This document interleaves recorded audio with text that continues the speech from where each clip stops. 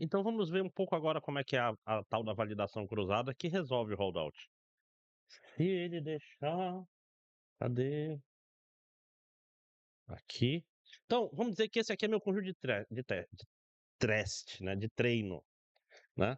Meu conjunto de treino, num holdout normal, eu pegaria, deixa eu ver como é que eu vou desenhar isso, pegaria os 4 primeiros para treino e um para teste, certo? Ou 2 para teste e 3 para treino. Estou dividindo em 5, tá, para facilitar a minha vida. Validação cruzada é o seguinte,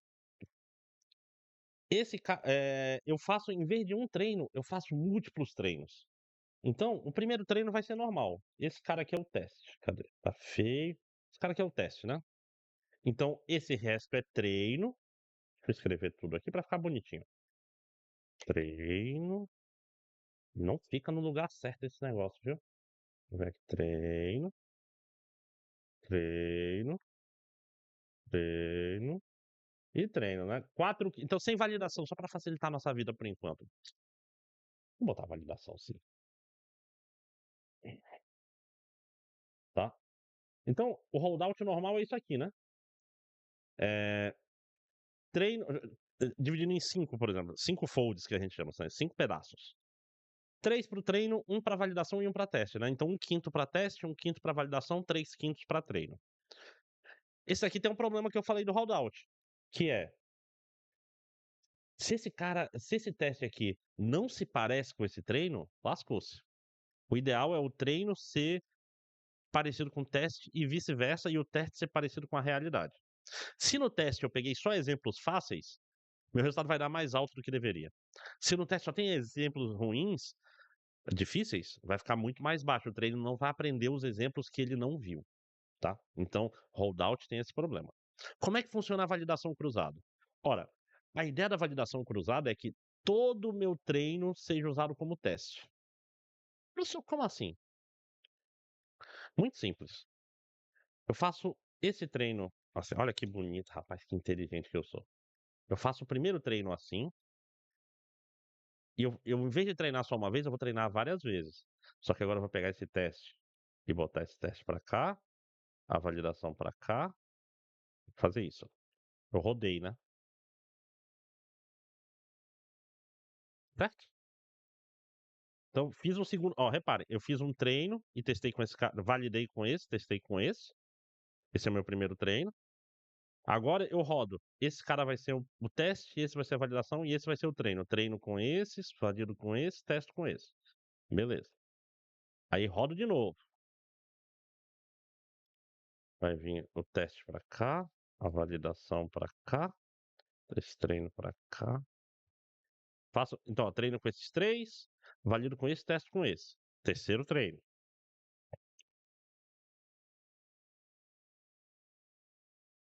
Mexer tudo direitinho, bem bonito.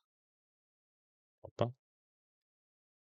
Tiro esse cara para cá, em teste para cá, validação para cá, treino para cá. Quarto treino, então, ó, treino com esse, valido com esse e testo com esse. Por último, venho para cá, treino com o quarto pedaço, valido com o terceiro e treino com o primeiro, segundo e quinto. Repare uma coisa, eu tenho como preencher aqui, eu nunca usei esse negócio direito. Não vamos perder meu tempo com isso. Repare uma coisa, no primeiro o quinto foi o teste, depois o primeiro, depois o segundo, depois o terceiro, depois o quarto. Todo o treino foi usado como teste, em momentos diferentes, tá. O que isso quer dizer? Quer dizer que, todo o treino foi usado como treino e todo o teste foi usado como teste. Na hora de fazer as métricas, eu tiro a média de todos esses testes aqui, né, de todos os caras individualmente. Então eu faço na prática, isso serve para 2 coisas. Isso melhora diminui a chance de um holdout ruim atrapalhar, porque tu tá fazendo vários holdouts, tá fazendo 5, 10, e tu tá treinando e testando, principalmente, com tua base toda. Então tu tem mais teste, assim. Tu tá gerando resultados mais robustos, tá? Então, Cara, eu odeio esse Chrome. Pronto. Então, na prática, ó, é o padrão da indústria, é mais caro, porque em vez de treinar uma vez, você está treinando 5 vezes, tá? Então, ou K vezes, no caso, né? Por isso que é validação cruzada K-fold. Cada fold é um pedacinho daquele, tá? Então, eu tenho muito menos variância, né? Tipo, tenho muito menos um imponderável agindo e muito mais certeza do meu resultado. Então, sempre que você puder, faz uma validação cruzada, nem que seja de 3, tá? Porque quanto maior o K, mais confiável é o teu resultado. E não só isso, tu pode fazer com testes menores, ou seja, tu vai ter mais treino e resultados mais confiáveis. Porque se eu pego faço holdout 90% de treino, 10% de teste, se esse teste ficar pequeno, eu tenho menos garantia de generalização, que esse negócio vai funcionar direito no futuro. Com validação cruzada não tem esse problema, porque tu vai treinar com 90% e testar com 10, mas tu vai treinar com outros 90% tu vai testar com toda a base. Então tu não tem o problema de ter escolhido um teste fácil sem querer, tá? Outro problema importante, cheio no mundo de classes desbalanceadas. O que é que eu quero dizer com isso? Classes que tem muito de uma classe normal e e tem uma classe que é um evento que é raro de acontecer. Então, por exemplo, pessoas que vão numa loja, a maioria não compra nada. Então, para cada pessoa que compra, eu vou ter 10 que entram, olham o negócio e não compram. Então, detecção de fraude. A maioria, espera-se, das transações não são fraude. Então, tu vai ter 1 milhão de transações fraude para uma transação não fraude. Diagnóstico médico. A maioria das pessoas estão saudáveis, né? Então, achar a doença é raro, tá? Quando eu tenho classes desbalanceadas, a acurácia é mentira, tá? A acurácia não funciona, por quê? Porque ela vai dar muito alta se você for bom em achar a classe majoritária, tá? Então, por exemplo, um modelo que sempre diz não é fraude,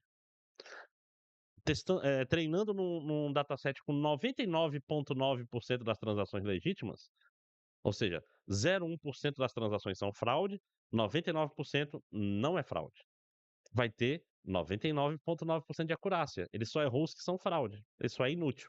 Mas é inútil com acurácia alta, certo? Então, para resolver isso, se faz avaliação olhando as classes individualmente.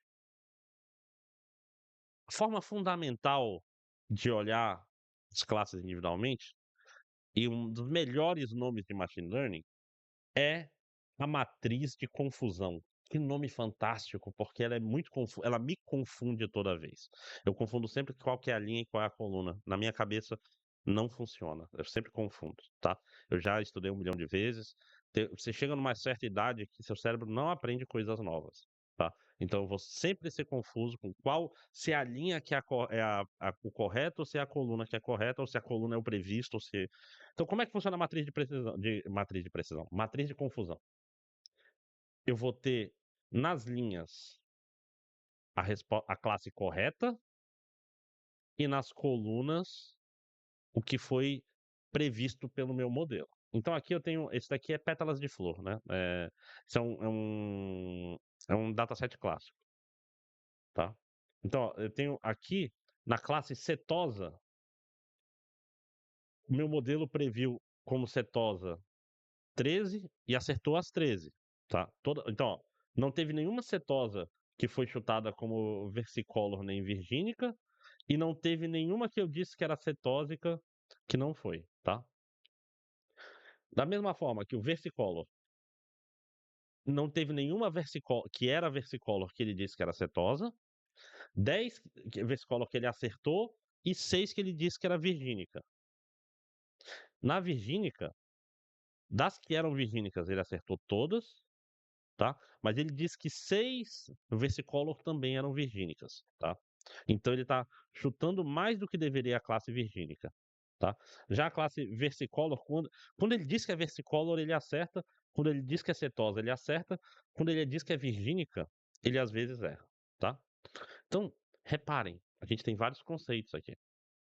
A gente tem o verdadeiro positivo, esses três aqui é verdadeiro positivo, que ele diz que era cetose e era. O verdadeiro negativo Ele disse que não era versicolor nem virgínica e ele acertou, tá. To Então esses 2 são acertos. E agora a gente tem os 2 tipos de erros. O falso positivo é um erro de boa, é um erro padrão da gente verificar. É quando eu digo que algo é X, mas na verdade ele é Y, tá. Esse erro é fácil porque eu estou dizendo que é X e não é. Então esse é fácil de medir, certo? Eh, é o famoso alarme falso, tá? Alarme então, eu disse que era fraude e não era. Aí foi ruim, foi chato para o cliente. O erro tipo 2 ou falso negativo é muito mais perigoso, porque ele é um erro silencioso, tá? Eu disse que não era, quando na verdade era. Então eu disse que não era fraude, quando era fraude. E essa fraude passou direto. E não tenho como identificar. O grande problema do erro tipo 2 é que em boa parte dos problemas, eu não tenho como descobrir que eu errei tipo 2. Então, em recuperação de informação, isso é muito normal. Se eu falar, eh, você pergunta: "Eu quero os documentos mais relevantes para eu estudar classificação". Eu posso falar aqui, tá aqui 10 documentos que vão ser relevantes para vocês. Quero os artigos de 2025 mais importantes para isso. Eu te dou, toma aqui esses 10. É fácil você olhar esses 10 e falar assim: desses 10, 8 eram relevantes, que é o erro tipo 1. Mas é muito difícil eu falar: olha, tinha outros 8 que tu não trouxe. Se eu não conheço eles, eu não tenho como fazer isso. Então, o erro tipo 2 é um erro silencioso, muitas vezes, e é um erro muito mais perigoso. Mas, de qualquer forma, a matriz de confusão, principalmente para problemas multiclasse, é maravilhosa, porque ela serve para você entender como o seu método está errando de verdade. Eh, a partir do verdadeiro positivo, verdadeiro negativo, a gente tem outras métricas, que eu falei também em ciência de dados, mas é bom repetir, que é precisão e revocação. Que é precisão das vezes que ele previu positivo, quantas estavam corretas, tá. Por que que é importante eu separar essas métricas? Para eu saber o que que eu tenho que otimizar. A revocação ou recall, de todos que realmente eram positivos, quanto ele conseguiu acertar? Quanto ele capturou dos possíveis positivos, tá. Então, a precisão é interessante quando o custo de um falso positivo é alto. O que quer dizer com custo? Filtro de spam. É pior bloquear um e-mail importante do que deixar passar um spam.